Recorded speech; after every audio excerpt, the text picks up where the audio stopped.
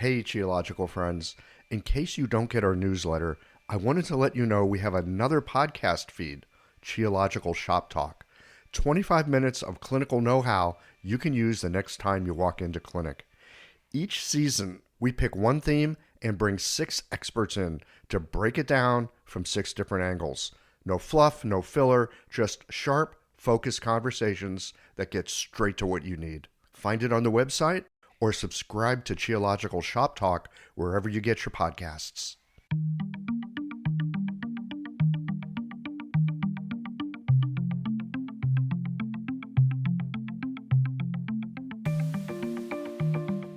In the maybe 500 natal readings that I've done, I've never had one that didn't resonate with the person that I did the reading for. I mean, it's pretty powerful stuff when you start to describe these symbols to people. And it's all about finding your life in these symbols. So again, we talked about fate as being in difference between fate and fortune telling. So when I look at these set of symbols, and especially when it comes to these challenging ones, what we call ghosts, which represent our weaknesses, our trauma, and so the idea is to present as many different interpretations of this as possible in order that we can find our own life in the symbols. I'm Michael Max, and this is Geological, the podcast that curates East Asian medicine and methods through the power of conversation. If we try to follow the star of Western medicine, we will not only miss the uniqueness of what we have, but we will also lose in a race that is stacked against us. Eastern and Western medicine are vastly different paradigms. If we sacrifice our uniqueness for the hope of acceptance, we will forever be looking outside ourselves for our center. There is an identity crisis in our field. We practice a medicine that has its roots in a culture that does not parse with the assumptions of ours. It has a different kind of algebra when it comes to considering relationships. In fact, it focuses far more on relationship than on structure. It is less about parts and more about the connections between them. Many of us practice with an idea of what Chinese medicine means, and that meaning is different from West and East. Just like the Chinese love to dream up aspects of Western culture so it's larger than life and really has very little to do with the reality most of us understand. And so it is we in the West dream of Taoist cultivation in remote mountains and know nothing of the tacky souvenir stands that line the path to the pavilion on the hill. Medicine changes with culture and time. We look to it to help us answer the troublesome questions in life that have to do with remedy, suffering, and meaning. It's an odd path we follow. I suspect many of us are looking not just to make our daily bread, but to understand both how our medicine works and how we fit in with other modalities for healing. Perhaps we are not unlike the first generation of offspring of immigrants. We hear whispers of another land, and in our homes live with strange customs, while out in the world, we find we both fit and don't. You could say that we're between worlds, that we're both the bridge and the emptiness that it spans. What counts as medicine? Is it fixing a physical problem? Repairing something in the spirit that allows for fuller engagement? Or understanding key constitutional factors around which we spin a life and identity? From the Western perspective, there are ology departments that parse the body-mind into separate domains. It can be tremendously useful too. On the East Asian medicine side, we preference the connections between the parts, also useful when a more global understanding is called for. In this conversation with Gregory Done, we discuss Polestar astrology and how it can serve as a map for navigating our gifts and ghosts. Gregory has been a keen student of Polestar for a while now, and you've likely heard him discuss the upcoming year in our Chinese New Year episode the past few years. In this conversation, we explore some of the structure and images of Polestar. We'll get into it right after this. These conversations come to you through the generous support of our sponsors and members. Geological is delighted to have sponsors who bring you terrific services, products, and classes. Integrating Western lab results with East Asian medicine, it's not just possible, it's revealing. Jessica Parker can teach you some helpful skills. Dong acupuncture is not difficult once you understand some of the fundamental principles. Sean Goodman has a learning platform to help you with that. Later in the show, find out how Jane's AI scribe can help bring more presence to your practice, and Blue Poppy reminds you of a surprisingly important resource in your clinic. Here's something no one tells you in acupuncture school. You're already a functional medicine practitioner. You read the root cause, treat the body as a whole, catch imbalance years before it becomes diseased. But today's patients live in a world of data. So when you say kidney yang deficiency and their MD says that their TSH is normal, they believe the lab over you.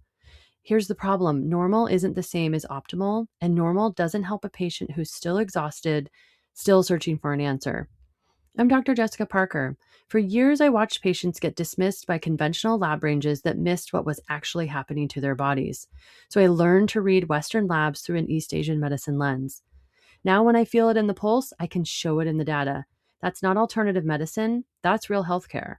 My fall cohort teaches you to do the same. Spot the imbalance inside a normal result and show your patients the proof. Enrollment is open now and seats fill fast, so head to drjessicaparker.com to save your spot.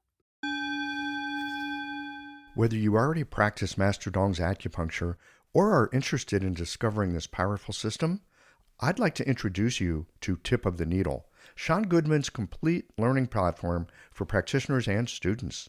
At the heart of the platform is the Dong Points app, which gives you quick access to point locations, clinical applications, needling demonstrations, and essential information for your treatments and studies. Tip of the Needle also includes a growing collection of foundational advanced CEU online courses focused on Master Dong's acupuncture.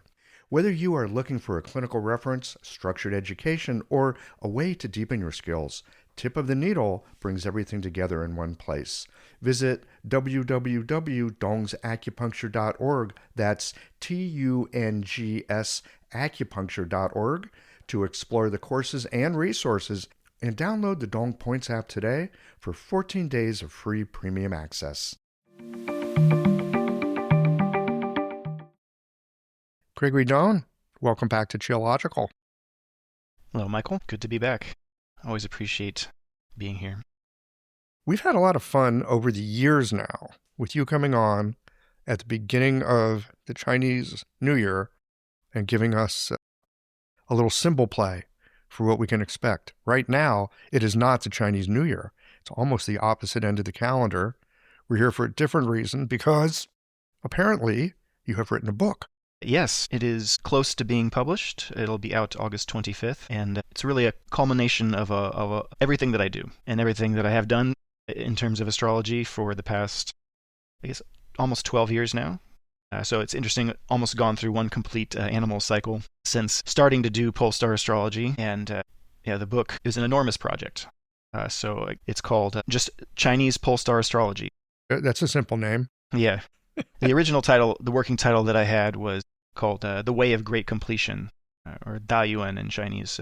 And it's really about this idea of being complete in our human experience and how to use Chinese astrology in particular as a spiritual path and how to follow it as a kind of way to experience have a complete experience of being human and to use the symbols as a guide. And so the book is an attempt to give a kind of complete vocabulary and a system. It's a sort of a how-to book. It sounds like an owner's manual for human beings. For sure. And as usual with all the things from the Chinese tradition, it's about symbols, and it's about giving an overview of this enormous set of symbols and how to understand them as a lens to look at human life and in a practical way. So this is again a kind of a how-to book about how to actually practice Polestar astrology both as a spiritual path for ourselves, so how to use the teachings for self-reflection and for our own personal spiritual development, but also how to actually do astrology, like how to read a chart, understand it, interpret it, and even give readings if you wanted to. I think it's complete enough that if you studied everything I put in the book, you should be able to actually give astrology readings. I suspect that might take a little time to go through and learn all that. I mean, you've been at this for a while. What got you first interested in Polestar astrology. As I recall, you come from a family of like poets and astrologers and mystics and, those kind of characters.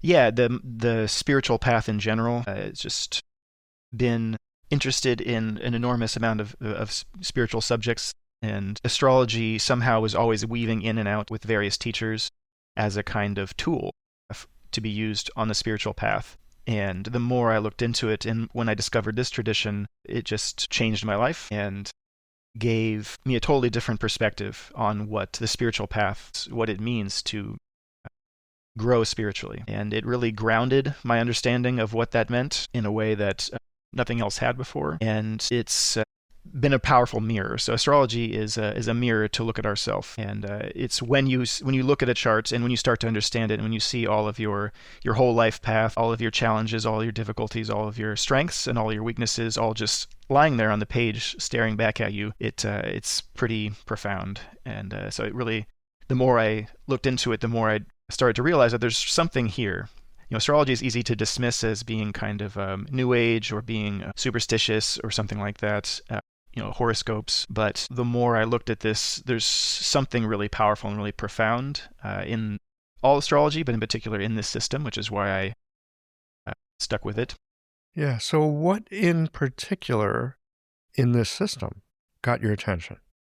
A number of things. One, the language of it. One, in general, just being interested in Chinese tradition and this particular set of symbols. So I advise, I think, listeners to go back to listen to our very first discussion when I first came on here. We talked about the ideas of character, nature, and fate. And this way of organizing human experience, to me, just made a lot of sense. And in each of these categories, so character, inner nature, and fate, and this is what the book is about. So this is the primary organization that I use to go through the book. It is in a number of different parts, and I go through character, nature, and fate and talk about what those all mean and how they interact, and focusing on this Chinese idea of a ganying or reciprocity between these different areas of life. And each category, so character, nature, or inner nature, which is to say our own personal inner nature, not necessarily the big nature, capital N, out in the world, but our own inner human nature.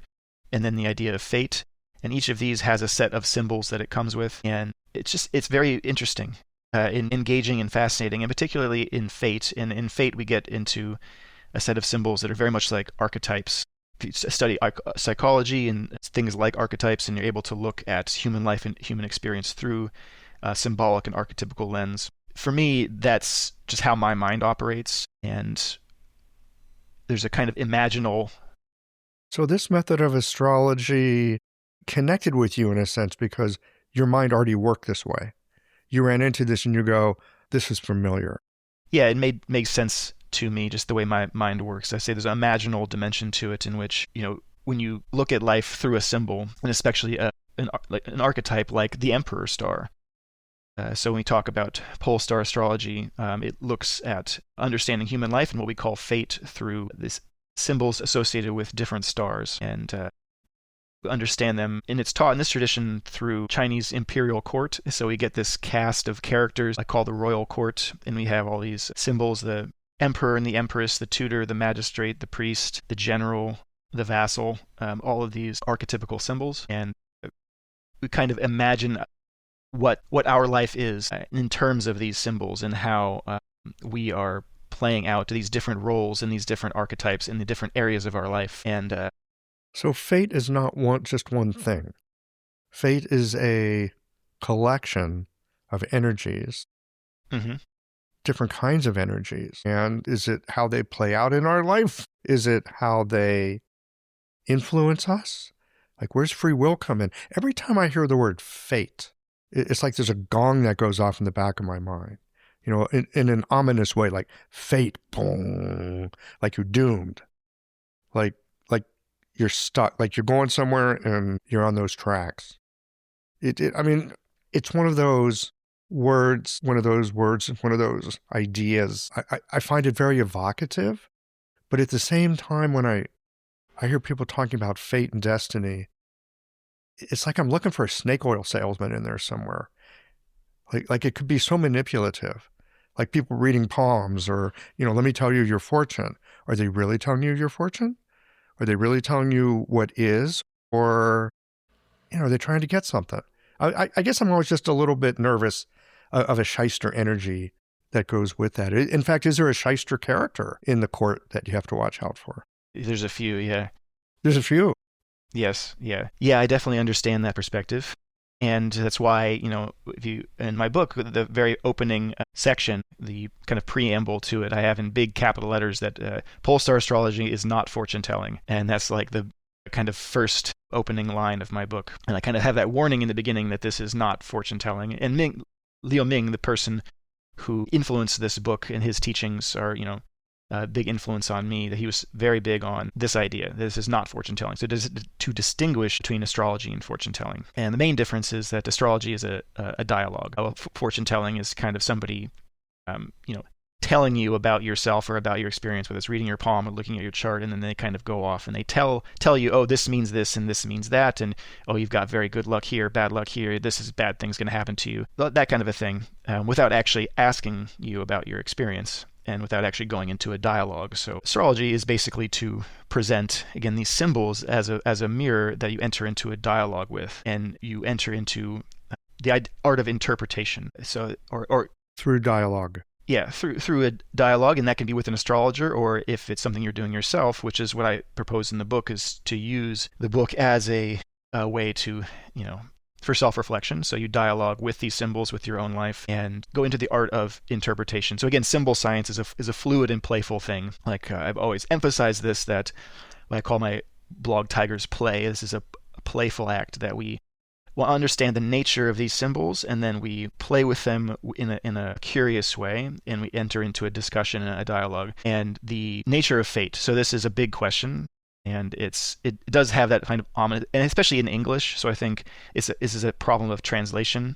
In part, is that we don't have a better word for the Chinese term Ming, and so it's translated as fate or as destiny or as life force, so the mandate of heaven, which sounds even more ominous. To have a mandate that comes from heaven, and that was an important idea in Chinese culture, but we don't have a better way of talking about it. We have the idea of karma that comes from Buddhism and comes from India, and it's very similar. And I say it's almost the same, with the only real difference is cultural and just the language that's used to talk about it. And it does have this sense of a kind of determinism and a kind of being on a track that you can't get out of, or some kind of challenge to our freedom, our free will, and our sense of autonomy. That there's kind of... Yes, I get very curious about how fate, Ming, and free will, like how those interact, because they almost seem like they're opposites. Yeah, and this is something Unless I'm misunderstanding fate. Maybe you can enlighten me here. Yeah, so I guess helping to clarify a little bit more by what we mean by fate, because it is not easy to understand. And same with the idea of karma. In Buddhism, they say only a Buddha can really understand karma, and we do our best, but it's quite complex. So I think the biggest way to understand it is cause and effect, and the understanding the nature of different causes and the different causal factors, and where everything that happens has a cause. And everything that happens to us and everything that we go through, there's some kind of cause or some kind of precedent from the past, some kind of momentum from the past that causes things to happen in our life. I like that phrase, momentum from the past. Yes. So in the Chinese, there's talked about the term Ming or fate, and there's a term called yun, as in the Wu Yun Liu Qi, as yun means the movement, or I translated it, so Ming Yun, which means the currents of fate, is how I translate that, or the flow of fate. And I think of it like, and we talk about time as cyclical and kind of this flowing river, or something that kind of spirals, and there are these momentums and currents of experience and of embodied human experience. And so the number of causes that determine what happens to us in our life is enormous. We really can't understand it, which is why astrology is helpful, because it actually gives us a lens to look at least a part of it. The cause and effect in the universe, karma, fate, is too big for our minds to actually grasp. So we can look at it and we can zoom in and use particular symbols and focus in particular areas of our life to understand how they're operating. And that's what an astrology chart does, is it breaks your life into 12 houses in these different factors of these stars, or in Indian or Western astrology, these planets, and then you're looking at how karma or fate is affecting you in a particular area of your life. But it's cause and effect. So in this tradition, we look at two basic premises for where our fate comes from. We can translate fate in a positive way, as our opportunities in life. Mm-hmm. But also our challenges and our difficulties as well. Which are also opportunities, if you want to put your work boots on. Absolutely. And that's breaking down fate into different. So if we look at it through the Chinese tradition, there's yin fate and yang fate. Yang fate is what we are here to do. I mean, there's a momentum from our past that is prompting us or inspiring us to do things, to take action, to meet people, we have callings to learn, to travel, to grow. We have to, and the central premise of this book is the idea of the resolution of fate. How do we resolve our fate? Meaning if we have influences that are from the past that are prompting us in this lifetime to do certain things in a way that seems to obscure or obstruct our sense of freedom and our free will. And we'll get back to free will. This is a big topic. I don't want to jump over that one. But so we are compelled in life in a lot of different ways. So yang fate is what we have to work through effort to resolve in order to experience more freedom. Yin fate is the things that happen to us we don't understand where they come from. Things that seem to happen to us, opportunities, challenges that come our way, people we meet, things that get presented to us that we don't seem to cause ourselves through our actions. They come from some other cause. And the interplay between yin and yang fate is, what we're trying to understand through this system. And again, where does fate come from? So the Chinese view would be primarily it comes from our ancestors, but we could also say that it comes from our past lives. But that's a little hard for us to understand. There's not much we can entertain the idea of having past lives, but it's hard to verify that. And I do think there's yes, it is hard to verify it. Yeah, there's something to that. But we can talk about our ancestors and we can verify that. And that is something very real, is that we do get a human body from two parents who got it from two parents from two parents. And with that human body comes a momentum from the past, from our ancestors. And we inherit something from that line of people that we come from, both good and bad. And that's what this tradition focuses on. We can't really understand past lives very well, but we can understand ancestors. So we look at the stars and all of these different patterns of yin fate and yang fate as symbols and representations of our ancestors and our ancestral fate, meaning that whatever we do not finish, we pass on to future generations. And so I talked about the idea of great completion, the idea of being complete in this lifetime, is that very few people die complete. We die with a lot of things that we either regret or things that we did not finish, or even positive things, like even if we just wanted to do more, to be of more benefit in the world, that whatever we don't complete keeps going. We don't stop. Nothing ever stops. Everything is constantly in a process of change and flowing. So when we are born, we kind of inherit this momentum, and then we are here to play that out in this lifetime. So we kind of inherit a to-do list. Yes, so both good and bad. So our strengths, our aspirations, but then we also inherit something we call the ghosts. In Chinese, the idea of Chinese ghosts is compelling. Yes. And it also is a big part of the picture of, in a language to understand, the challenges that we have in life. And so when we look at all the stars in the Polestar system, some represent our beneficial or accomplished ancestors who are a positive influence in our life, and then some that are ghosts. And we all inherit ghosts. Now, what's the difference between a positive influence and a ghost? They're both something from the past, from someone else that has come down to us. How are they different? There's a couple different ways to understand. There's a cosmological view that where we're looking at in a Polestar chart is the influence of heaven. So we have Tian Ren Di, right? The heaven, earth, and human beings. And we're talking about the influence of Tian, of heaven, and how that influences us. And that what we see when we look at the night sky and when we look at these stars is eventually, after thousands of years of observing the night sky, the Chinese tradition discovered kind of mathematical patterns. So, underneath a lot of Chinese symbol science is numerology, and there's all these different cyclical turning of different numbers. So we have systems of 12, like the 12 animals, 28 lunar mansions, 5 elements, things like this. 6 chi, 7 emotions.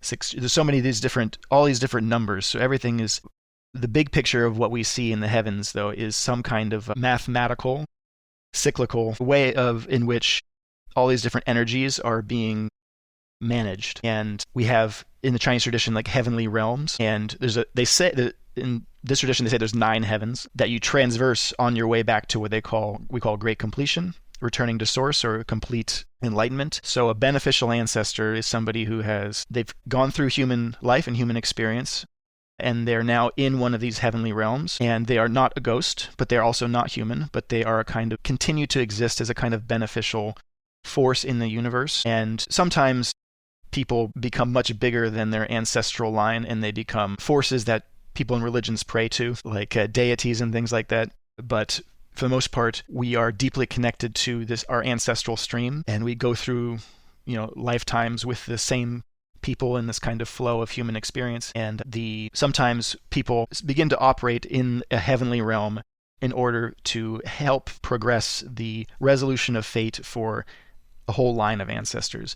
And so when you look at the Polestar chart, we get this set of stars we call the royal court, and each of those represents a heavenly realm in which our ancestors are operating through in order to help us, in order to facilitate the resolution of fate.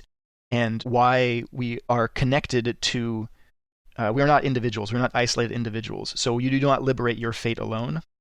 We get liberated together as a group, and everybody that we're connected to. And this is connected to the bodhisattva ideal in Buddhism, that you can go for individual liberation, but it turns out we're all connected. So our ancestors are actually stick around to help us out. And people have this experience, often in the moment of death, people get visions of their ancestors, or we have the feeling that we have guardian spirits or people looking out for us from beyond. And this is kind of what a chart helps us to see. And that comes with the idea that there are heavenly realms in which there's this kind of positive force working towards the resolution of fate, but we also have, you could call them ghost realms or hell realms as well, where these same human people who die also get stuck. So in the heavenly realms, people are there with intention to help benefit, but sometimes if we die with overwhelmingly negative experience of our human life, which unfortunately is a lot of people. It does happen. People die with a lot of anger or fear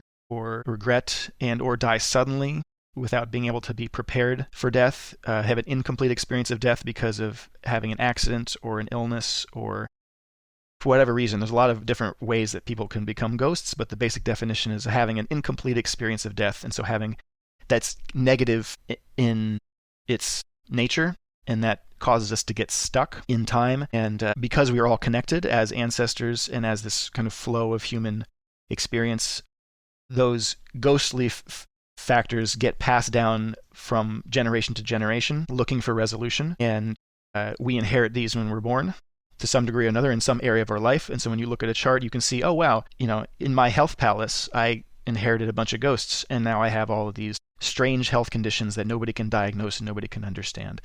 And then you go back and you can look and you can see, oh, wow, I had a great grandmother who, died in this or something in a very negative way, and now I am inheriting something of her experience that is being finished through me. I've noticed over the years that when I first hear about something that turns out to be a really good idea, I tend to reject it. I'm not sure if this is a quirk in my personality or simply that game-changing ideas are hard to appreciate at first. When I first heard about Jane's AI Scribe, I thought it sounded like good tech, but probably not for me. What can I say? Wrong again. It turns out Jane's AI Scribe allows me to put my attention more fully into the clinical encounter. I don't have to worry about capturing the details of a conversation, and so I'm more able to fully connect with and listen to my patients. Jane's AI Scribe is easy to use and already comes with templates that will immediately get you up and running. Plus, you can modify the prompts and have AI Scribe generate the style of clinical notes that you prefer. Privacy and HIPAA compliance are baked in, and as you'd expect with Jane, it's good tech that supports you and your practice. If you have Jane, give it a try, and if you don't, visit www.jane.app/demo. Sign up for Jane and use the code SHIELOGICAL to get a 1-month grace period on your new Jane account. This is something I think in modern terms we could perhaps call generational trauma, Yes. which is a very popular concept these days. Yeah, this is an ancient language to understand the same idea, is that people understood that trauma as well as experience gets passed down from generation to generation. So sometimes we might have certain proclivities towards anxiety or fear or anger, or that we just don't have an answer for in this lifetime. We don't really know where it come from. Like we might have certain inhibitions or certain fears, and sometimes we can trace this back through generations as specific traumas. If people come from a family line that had a lot of trauma, whether it's through war or famine or just the 20th century alone, I mean, there's so many stories. You don't have to look very hard to find trauma in our ancestors. And so this is the challenge that we each have, is, and how astrology is really powerful and really helpful, is we can see, okay, and it doesn't tell us the whole story, but it can tell us part of it. Here is where I have inherited this generational trauma. This is where it shows up in our life, or in our lives. And this is where it becomes powerful. And I started by saying, when I started looking into this, and you start studying your own chart and you see, wow, all of my deepest challenges are right there on a piece of paper. How did it, where does this come from? How did they know? How do we able to look at, So it really spoke to you when you looked at your chart. Yeah. And you saw how things laid out. It's like, oh, this is a reflection of who I seem to understand myself to be. Yes. And in the maybe 500 natal readings that I've done, I've never had one that didn't resonate with the person that I did the reading for. I mean, it's pretty powerful stuff when you start to describe these symbols to people. And it's all about finding your life in these symbols. So again, we talked about fate as being in difference between fate and fortune telling. So when I look at these set of symbols, and especially when it comes to these challenging ones, what we call ghosts, which represent our weaknesses, our trauma, and the idea is to present as many different interpretations of this as possible in order that we can find our own life in the symbols. So to understand the nature of what a ghost star means, and then, so this is what I do in a reading, is I will describe the nature of it to somebody, and I will talk about and give them a number of different interpretations, and then that person will tell me the story. So when we look at Polestar astrology, it breaks down human life into 12 houses, like most astrology does, and we look at these different areas of our life. Now, how is it that most astrology breaks it down into 12 houses? I mean, is this like from all over the world, different systems, they gravitate to 12? Yes, the convention comes from 360 degrees broken down into the sky, 360 degrees of the sky broken down into 30-degree segments, following the path of the sun. So we get 12 months that it takes the sun, and then the moon also has its sun and moon. There's different solar and lunar calendars that both have different ways of breaking down the sky into sections of 12. Jupiter as well, the yearly star, has a path of 12. So Polestar astrology inherited that convention, but it doesn't look at the night sky as literal. It looks at it again as a symbolic representation of these, what I call the currents of fate. And so it's not like saying like this star was literally in this part of the sky when you were born, because underneath it is all just a mathematical pattern. So it's actually just takes your birth time and puts it into an algorithm, and then it gives you the position of these different factors. And there's 12 houses break down human life into these different areas. So we have like the ancestor palace, we have your youth palace, we have a partner's palace, an offspring palace, a wealth palace. We have different houses that have to do with career. We have something called the pleasure palace, which understands like our fate to enjoy our life and to experience pleasure in this lifetime, and whether that is actually fated. And so we understand it, these different areas of human life, and then we look at our ancestors, and then we can say, so take an example of, they had an ancestor who died in childbirth, and then in this lifetime you might have the fear of giving birth or fear of being a parent.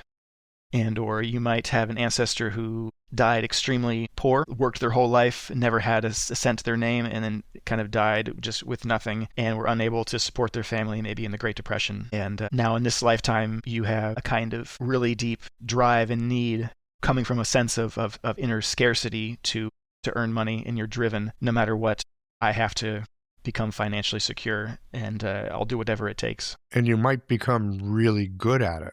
Yes. As a result, I've had a number of patients over the years born into terrible poverty. And there was just no way other than up. And they just decided that this is not how their life was going to be, right?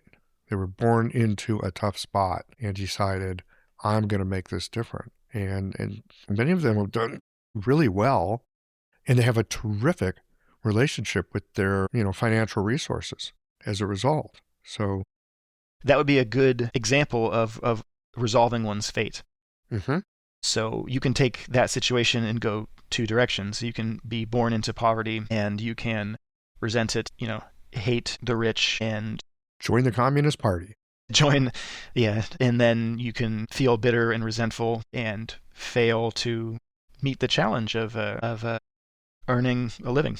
Yeah, looking after yourself. Yeah, and or you can say, what the example you gave is you can say, and this is often the case why America's often gives us so many examples of this kind of experience of people coming. We can take China as a great example because of China's history, so much extreme poverty and famine, and causing a lot of this kind of experience to want to do better to provide for the next generation. And this is often an immigrant experience of, I'm going to work really, really hard. I came from poverty. I'm coming to a new place, and I am going to do whatever I can so that my children do not have to go through what I did. It's kind of the American story.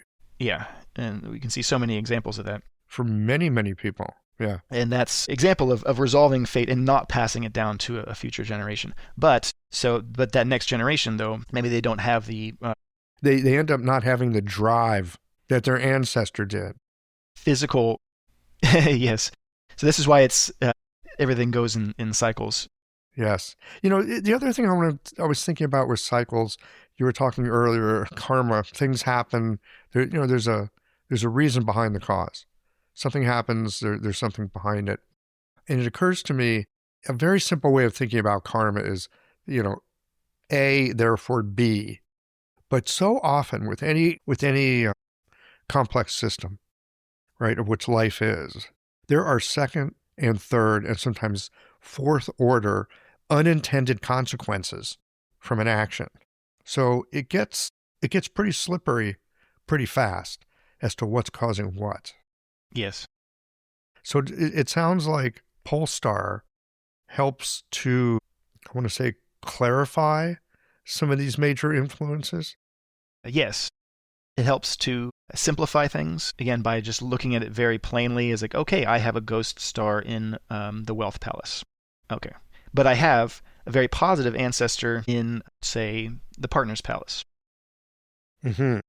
So that might look like, okay, I have a challenge with money in this lifetime, but I have good fate to marry. So I meet the right person, I get married, and this actually inspires me to be a better person and to have better conduct around money. And therefore, by being responsible in a relationship and providing for a family, I resolve my negative fate around wealth and liberate that ghost.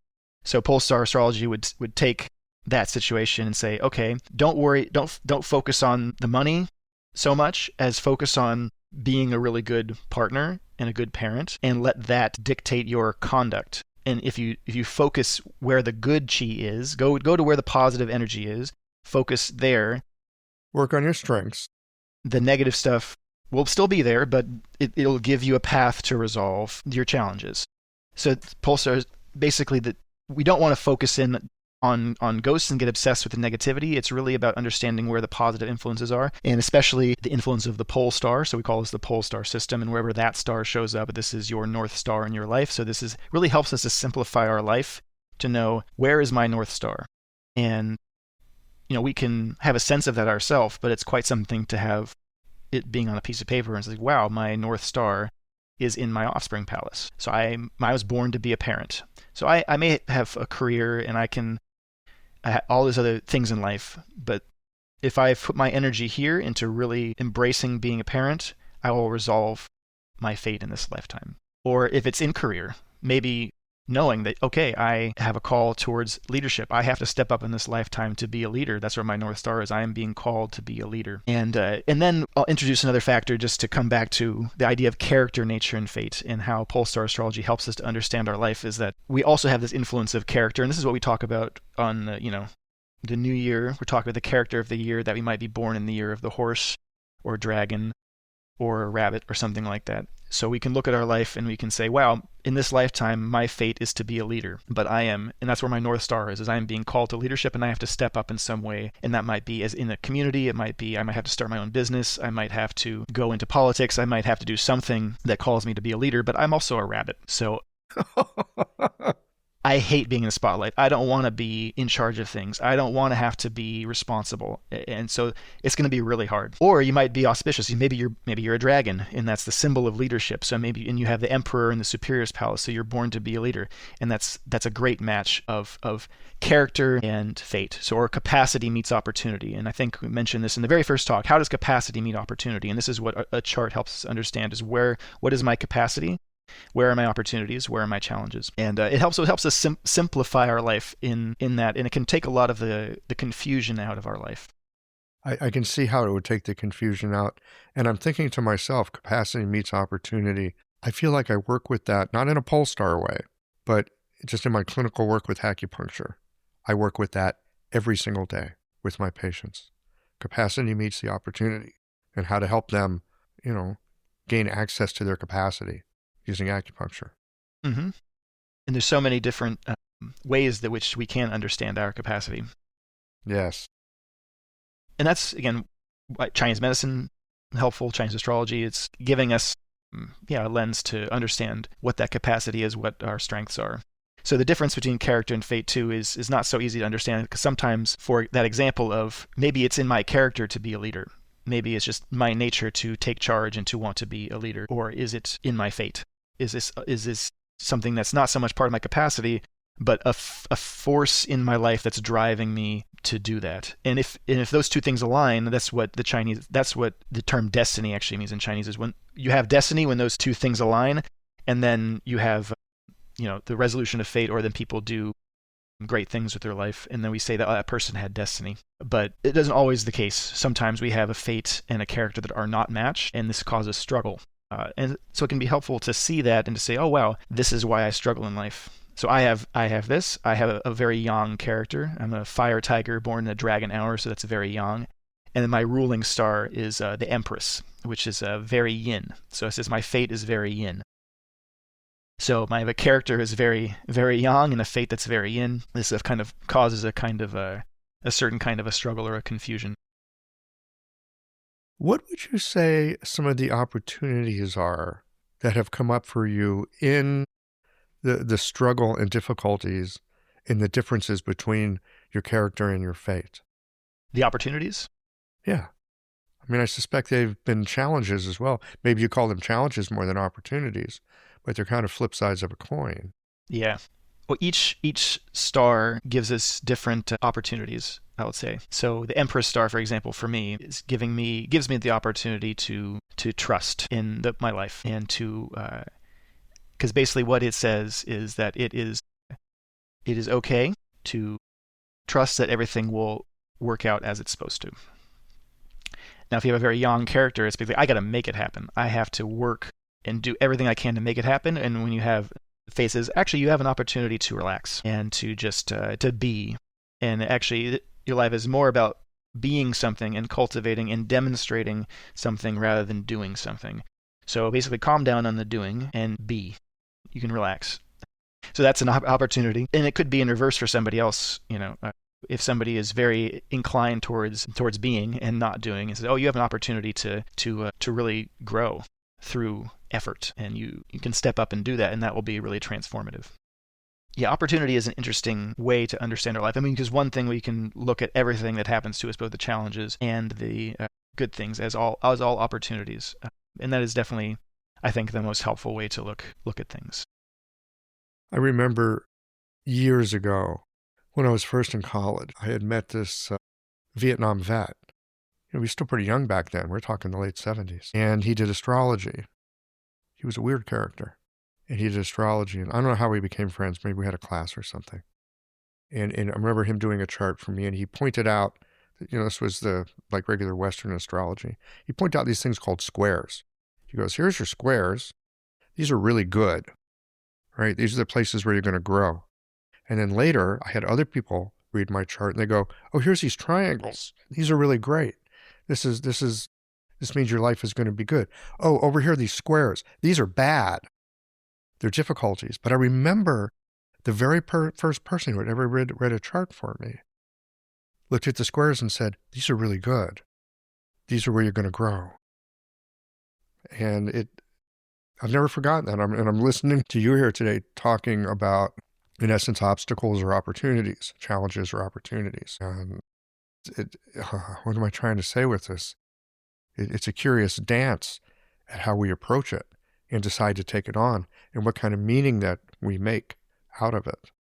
Yes. So in the Polestar system, the ghosts then would be our opportunities. Because we get to liberate them. Well, maybe if we're successful, they become liberated, and then their energy, I suspect, shifts in a very profound way. Yes, but they are tricky. The nature of ghosts and understanding what they are is tricky, and sometimes resolving them is not so straightforward. And this is where this system helps us to differentiate between different kinds of ghosts, because the most different kinds of ghosts. Yes, many different kinds of ghosts, which we can get into briefly if you want. It's an enormous subject, understanding ghosts in the spirit world, which is, again, what this tradition is kind of a window into. And I guess to return to the idea of opportunity, the normal lens is we look at the positive stars as our opportunities and the ghosts and things as our challenges. And sometimes, it's helpful to focus where the positive energy is, because it's very easy to obsess about the negative, and sometimes when we try too hard to resolve something, we end up making it worse. And that's the nature of the ghost itself, is sometimes it's better. I'm kind of laughing here because I have plenty of experience.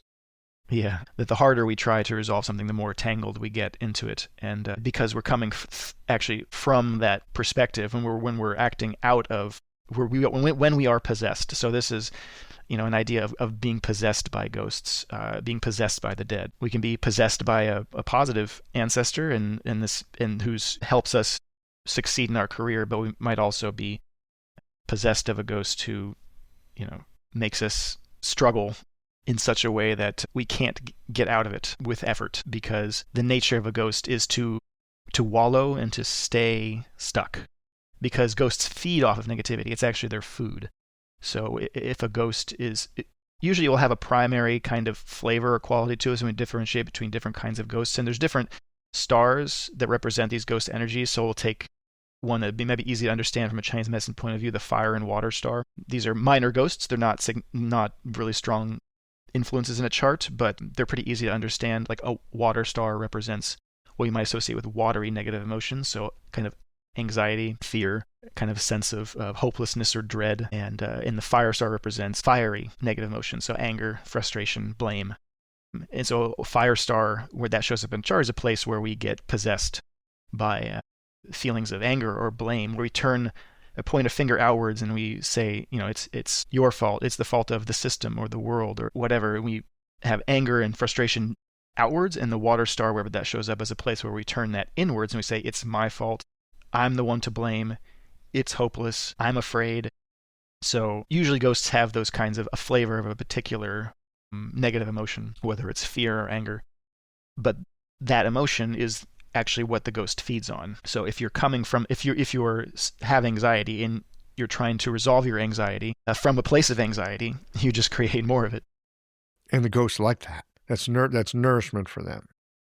Yeah, and then when we are possessed by a ghost, we end up projecting and whatever kind of. So ghosts obscure. The nature of a ghost is kind of delusional. It's a fragmentary human experience that's coming from a kind of negative emotions. So it often distorts our behavior and distorts our experiences and causes us to misperceive ourselves, misperceive reality, and this causes a negative behavior. And this often is why we have these things get passed on for generations and generations, and why sometimes we have long patterns of addictions or negativity in a family, or sometimes some people, looking at our past life, we might just repeat the same thing over and over again every lifetime until we learn the lesson. And so we're here to learn.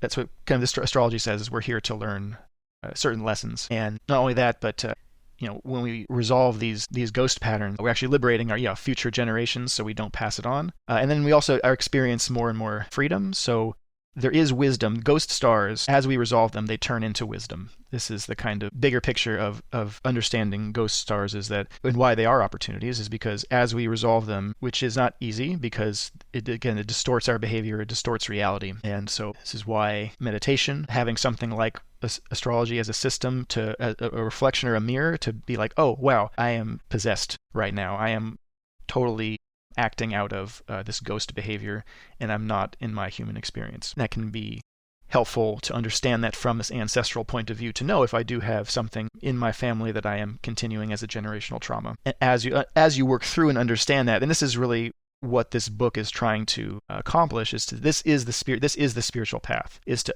understanding all these different factors and to work through them. That's what a spiritual path means, is to work through all of our ghosts, in the sense of understanding our core negative distortions, our core negative emotions, our core traumas, our core wounds, and to be able to work through them, liberate them, and then they turn into wisdom. And the idea that we actually have in this path guardian, beneficial ancestors who are trying to help us do this. In clinic, there is no such thing as a small detail. The needle you reach for, the formula you prescribe, the Sanfu Tian treatment plan you've been preparing for. Your patients place their trust in you, and you deserve to place that same trust in tools that you use. At Blue Poppy, they hold their products to the same standard that you hold your care. Herbal formulas crafted for consistency, needles that perform the way you expect them to, clinic essentials that arrive on time. As Sanfu Tian approaches, now is the time to stock your clinic with the formulas, moxin needles, and essentials you rely on most. Because when your tools are dependable, your focus stays where it belongs, on your patients. No guesswork, no compromises, just steady support behind the scenes. Blue Poppy, the choice of practitioners since 1982. So there's a roadmap. Here are the speed bumps. Here are some resources. Here's a little something about your character. This is what you're working with, the raw material. And then there's this thing called fate, which is how you play it out. Yeah, fate's how it plays out, what happens to us. And then there's the other factor of our inner nature. So when we talk about the original question of freedom, which is different than character. Yes. You could call character, you could call that your outer nature. Sometimes we talk about your inner and outer element. Your outer nature would be your character. The inner nature is fundamentally free. So this is addressing the idea of free will, and that your original nature, your spiritual nature, is fundamentally free, but your outer nature is conditioned by these factors of character and fate.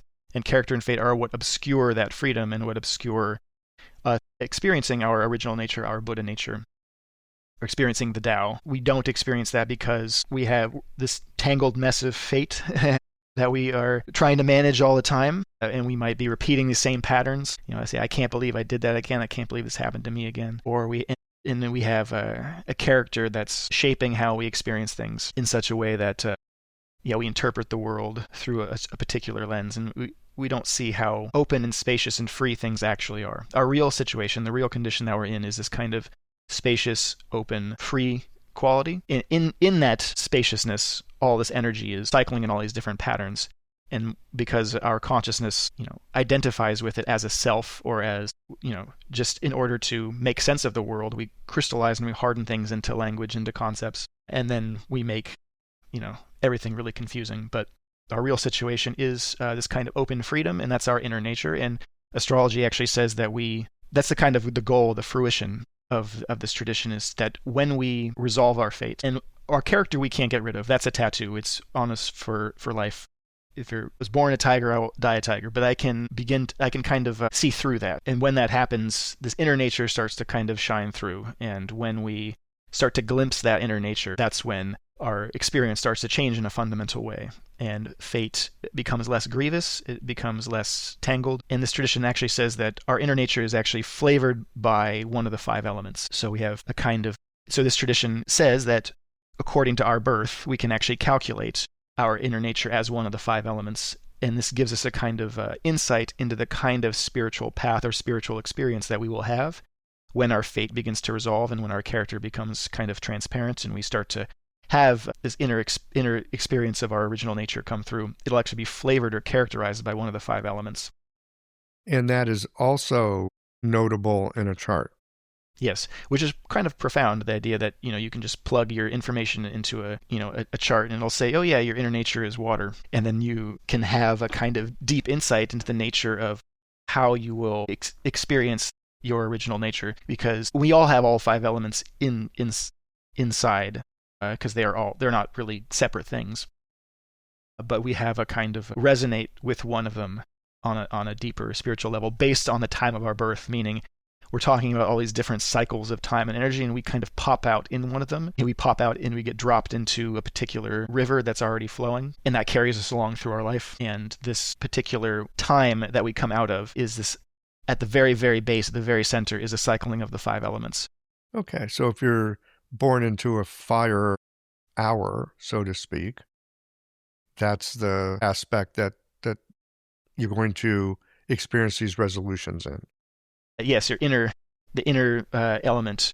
The inner element, yes. Yeah, so we'll have outer elements, so it might be like, fire year, water month, and earth day, wood hour, inner metal. So all these different factors, but the very, very core, basic, deepest one at the core of all of this, you have is this cycling of the kind of 5 elements. In Buddhism, they call this 5 Buddha natures, or 5 the Buddha families. And this, it's quite powerful to know about ourselves and to study. It's something we don't really know about ourselves, and it's not easy to talk about without turning it into something like character, because it's not, I'm like that because I have inner water. It's like... So this inner nature, when I first heard you describe it, I thought, I think I understand that. It's a little more slippery than I thought it was. Yes. Yeah. It is beyond character and fate. So it does not... and it's not touched by them, it's not influenced by it, but it does come out and it does come in through our deepest kind of spiritual yearnings, and it's more about how we spiritualize and how we have our spiritual insight to know that. So like water, for example, is about catharsis and about release, and it's about letting go, and it's about death. So for a person with water inner nature, their deepest spiritual insights will come through a kind of inner catharsis, that the more you try, if you have water inner nature, the more you try to crystallize and hold on to and harden your experience, it's not going to work. Not going to work. Yeah, right. But if you have a metal inner nature, that's good.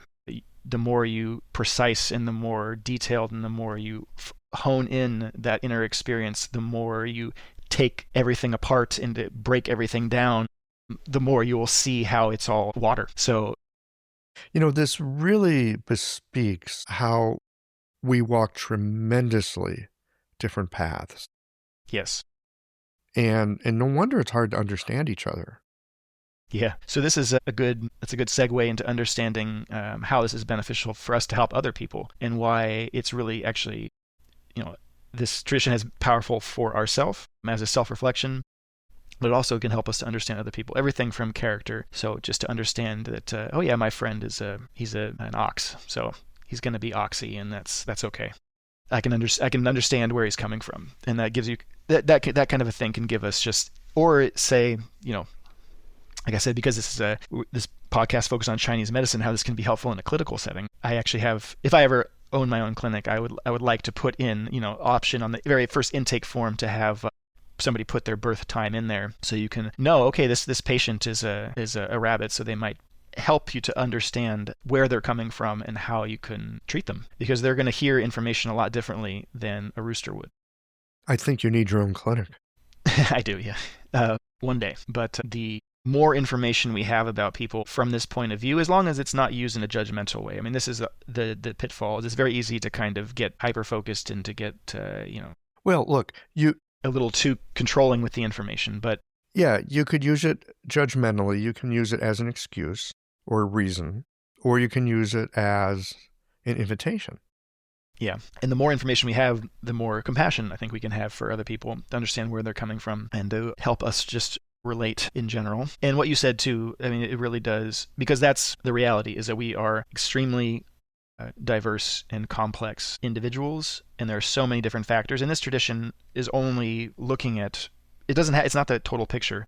No system can have the total picture. It's just one window into it, but it does give us a lot of powerful things to consider about ourselves and about other people. But yeah, we all have very different lives, very different paths, very different experiences, and there's so many different ways that these can play out. So it's basically, these are like templates, and then you are your own unique kind of light, and when you shine through that template, it's gonna look different for everybody. You have the same symbols that we're all relating to through whatever it is that this is. We're relating to these Tianxiang, the heavenly symbols that are managing our lives, but they're going to play out in an immensely diverse and complicated way. There's infinite number of stories that can come from a limited set of symbols. So you have a limited set of symbols, and you have an infinite number of different stories and lives and complex situations that can come out of that, which is why this is not fortune telling, and why there's no definitive interpretation of anything, and you have to have a dialogue with these symbols to find out how it's playing out in your own life. And then if you are to do an astrology reading for other people or in a clinic, understanding how these things are playing out in somebody else's life. But when you start playing with the symbols, you start to discover how they become a source of wisdom, of understanding, of compassion, and of resolution. And the idea of the whole point of my book, and the idea is to be complete in this lifetime and to resolve our fate. And the more we do that, the more we can benefit other people. That's a good thing to aim at. I'll tell you, in this life, I'm aiming at do no harm. So, it'd be nice if I could resolve some things, but if I could just not screw more things up, that would be helpful. Yeah, that's a good place to start. I remember Ming told a story about this. Just when learning this stuff, it just sounds so complicated and it sounds so difficult. And he proposed something like this to his teacher, and his teacher said, "Don't worry, just be nice. Like, that's a good start. Be kind to people." It is a good start. Yeah.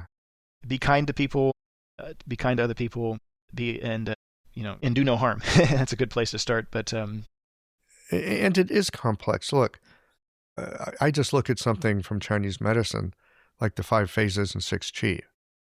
You start looking at those combinations. In some ways, a few basic principles, like you said, some simple principles, unlimited stories. There's just so many ways that things mix together, and then people take it and use it a certain way. They'll take them down one path, use it a different way, take it down another path. I'm always looking for something in clinic that will help me better understand who somebody is. Because if I can understand a little bit of who they are, and especially who they are to themselves, I find it helps to focus how I might be able to help them. Absolutely. And it'll help them heal in the long run. If somebody feels heard and understood, and that's a powerful energy to give to somebody, especially somebody who is in pain or suffering or looking for healing, looking for answers. If you can give somebody that energy, it goes a long way into helping that process facilitate. Because if we're not actually meeting people, if we're interacting with a version of somebody else in our own head, or we're just kind of like talking at people, and we're not actually interacting, then I'm not sure that healing can really happen. Yeah, well, like you said earlier, the whole point behind Polestar is a conversation with influences. Yeah. And energies. Yes. So there's that. Gregory, is there anything else? I mean, look, there's a lot. Of course, it's a giant topic. It's a thick book. But in the space of our time today, anything else important that our listeners should know about Polestar or this book? Yeah, so maybe just a quick overview we just kind of went into some of the big ideas of what the book is trying to accomplish. So again, it's a kind of how-to book. It's basically an overview of this whole system, my interpretation of it, coming through my study of Liu Ming's teachings from Taoism, from Buddhism, from Confucianism, from Chinese medicine, all these different things. So it's a very personal work, and I tell some of my own story in it, and I putting it out there hopefully as a contribution, because this system is really powerful, and there really isn't another book like this that I know of. There's books out there. You can find some books on Polestar astrology, but they are not very helpful. There's some good books that are help you to like technically to understand like how to produce a chart, but how to actually interpret this stuff is not so easy. And so I wanted to give some depth to the subject by really going through and explaining the vocabulary. So the book is an attempt to give a complete, thorough discussion of all of these different symbols. But also to break it down in a practical way and to organize everything into a way that you can again use for your own personal reflection, but also as a way to learn how to do astrology. So I go through all of these different stars, all the 12 houses. I walk through every single star in every single house in great detail. I talk about the 5 inner natures. I talk about all of the 12 characters. All of this came from my New Year's blog and my original blog of talking about the 12 animals. So I go through my understanding of the 12 animals and I talk about how to synthesize them, how to combine them. I talk about how to interpret charts, the steps that you have to take. So I break it down. There's into 3 different, and I break it down into view, method, and fruition. So the view teachings, I talk about the background of what is the astrological understanding of yin and yang, the 5 elements of ghosts and ancestors in the spirit world. I talk about that as a basis. I talk about a particular kind of meditation called solong, sitting and forgetting, as a basis for spiritual practice, as a good kind of open practice that everybody can do, non-conceptual meditation. It's not, no matter what your background is, no matter what your beliefs are, everybody can do that practice because it's non-conceptual. It's very, very simple, very straightforward, and it's a good basis for having a kind of a meditation practice, because we need to have some kind of meditation practice. If we're studying all this stuff, if we don't have some kind of meditation or contemplation practice, there isn't really a place for this to integrate into our experience. So I talk about meditation as an important part of this, and I offer solong or sitting and forgetting as a kind of good general practice. And then so view the method of understanding character and fate and calculating charts, and then the fruition as the experience of the inner nature. So I talk about all this. I go through all of it in detail, and I don't go through every single possible combination of everything because that would take. Well, because that's impossible anyway. But it sounds like the basics are here. This is probably something a person could pick up and read and work out a bit, come back, read some more. Again, it's the owner's manual. Yeah. It's an operating manual. And I hope it's a contribution, because I said, I don't know if anything like this exists. And it's, again, a culmination of, a lot of work and practice. And well, also your interest. It's been it's something that you've loved and it's given you benefit, and it's wonderful that you want to share it with the rest of us. Now, where can people get the book? So, it is available August 25th, published by Shambhala Books and Penguin Random House. So it will be available pretty much everywhere, Amazon, Barnes & Noble, Walmart, pretty much every platform that sells books. Well, I'll be looking forward to Costco. Yeah. You could end up there.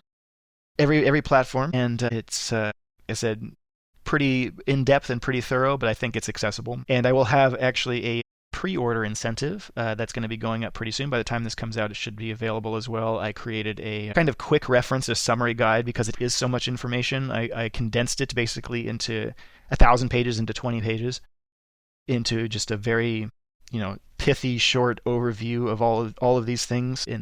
That will be available as a kind of pre-order incentive download. So if you buy the book before August 25th, that will be, be able to get a link to download that, which also will be helpful because, again, it is so much information. Okay. We'll put all that information on the show notes page. Great.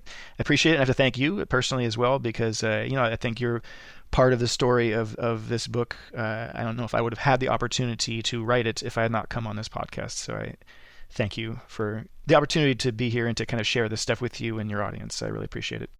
I guess we share some influences and ghosts. All right. Well, thanks, Gregory, and congratulations. Thank you. And appreciate your contribution. All right. We'll talk to you again at the beginning of the year. Sounds good. Okay. Take care. All right. You too.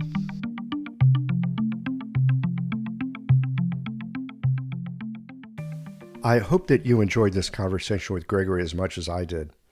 I enjoyed getting a look behind the scenes of Polestar Astrology. I find with all these geological conversations, there are a number of topics that I think about taking into the clinic. Problem for me is I have these conversations every week. I can't keep track of all the things that catch my attention in a conversation. As a way to close these conversations, going forward, instead of sharing with you some of the key points that resonated with me during the discussion, instead, I'll be focusing down to one aspect, something that can be a kind of placeholder for the conversation, but beyond that, something condensed that I can noodle on when I see a patient or I'm thinking about and reviewing my clinical work. For this conversation, thinking about character, nature, and fate, where these come from, how they intertwine, and how they shape the choices we make. I think it's a perspective worth engaging. You've made it all the way through this episode. I suspect there's something in this conversation that held your attention, maybe gave you some unexpected insight or reminded you of something that you know well and appreciate. Why not seize the moment now and share this podcast with a friend? They'll be glad to know that you're thinking about them. Geological is a team effort. Ruth Asparis and Ann Manalo are our editors. Neil Matthews is the WordPress dude who tames the tech. Lauren Delfonzio keeps us all organized, and Sharon Sherman, who brings her eye for detail and reliably asks the troublesomely helpful questions. If you love the podcast and would like to contribute financially to help keep the microphones hot and the servers juiced up, become a member. There's some benefits too. Details are on the website.